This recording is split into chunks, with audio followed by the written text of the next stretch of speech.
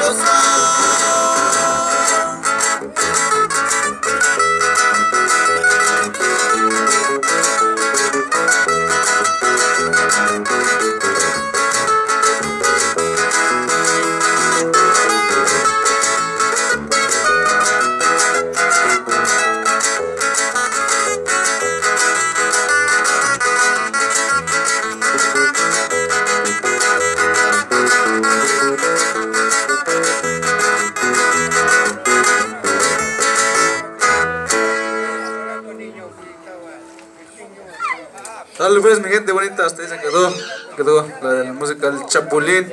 Por ahí para los que están comiendo ya, buen provecho por ahí. Están disfrutando de su rica comida que nos están ofreciendo esta familia aquí de Xanacatlán, Guerrero.